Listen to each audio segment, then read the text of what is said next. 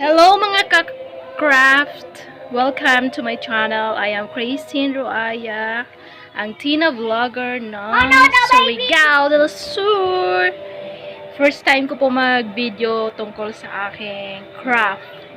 Yung patapon na pambalot sa apple. Ito yung ginagawa ko. Sa video na to, makikita nyo po kung paano natin mapapakinabangan yung mga bagay na patapon na. Okay, kaya tingnan nyo na lang po, watch and learn.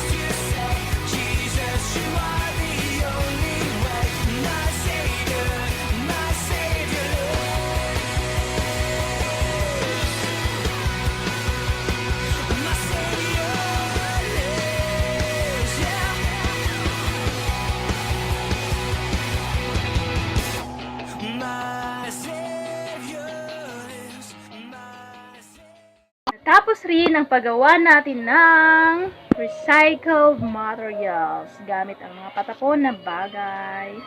Mapapakinabangan pa rin. Wag mong gagayahin sa kanya pag tinapon mo na, hindi mo na papakinabangan.